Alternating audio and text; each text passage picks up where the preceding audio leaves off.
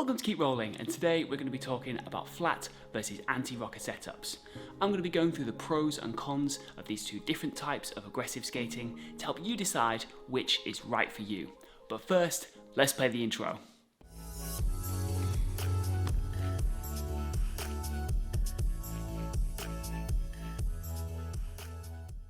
You're watching Keep Rolling, and today we're talking about flat versus anti-rocker setups.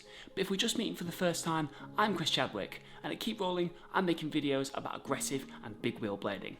I'm keeping wheels turning with skate vlogs, product reviews, and discussion of all things blading. So if that sounds like something that interests you, be sure to hit subscribe.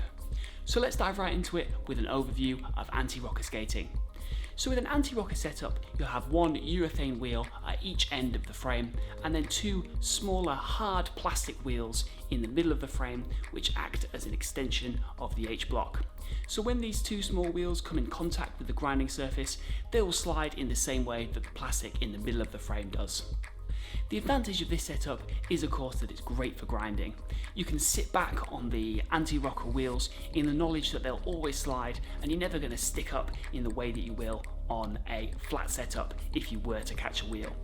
It's also a slightly cheaper initial outlay as you're not having to shell out for 8 more expensive wheels, and grind rocks tend to be a little bit cheaper and will last the duration of the lifetime of the frame, or sometimes the lifetime of multiple anti-rocker frames. The disadvantage of an anti-rocker setup is because there's only two wheels rolling, you don't maintain your speed as well, you can't turn as sharply, and overall for the general act of skating around, it's just not as enjoyable as a flat setup. The grind rocks can also catch on things, particularly if you're rolling over a sort of humped ramp, you can find that they'll stick slightly, or if you hit a piece of debris on the floor, because they don't turn, you can also find that you'll stick up a little bit. There can also be a slightly annoying rattling sound as you're rolling around, and it just doesn't feel overall kind of as solid as a flat setup would with 8 wheels down. So let's get an overview of a flat setup now.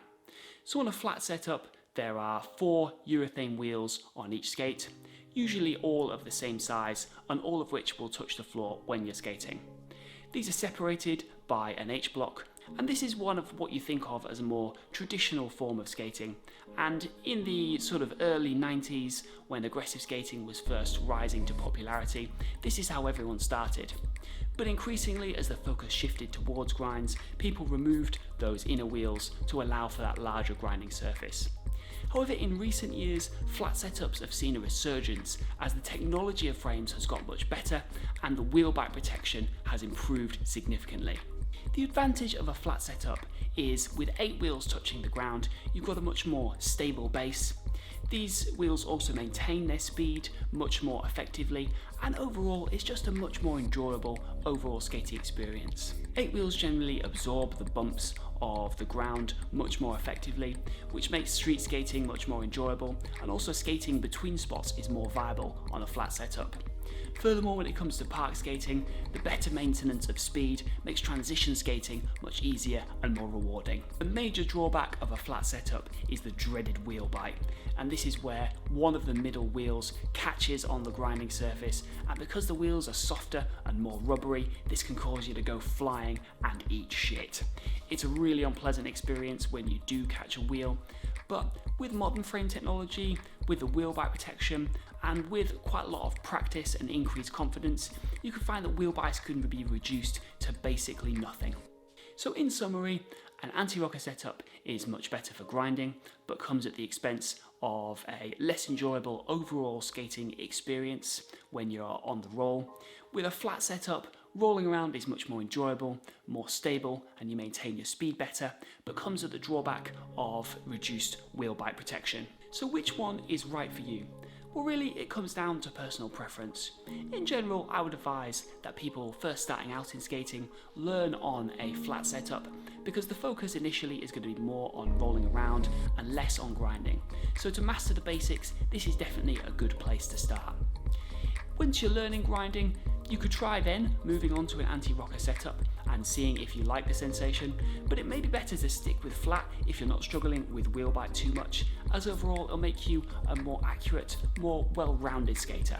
But if you are being hampered by wheel bite on the flat setup, certainly go for the Antirocker if that's more enjoyable, and there are many of our top pros who always stick with an Antirocker setup, so certainly there are many advantages to this in terms of the grinding performance. There is a third option called a high-low frame, which is a kind of hybrid between Antirocker and a flat setup.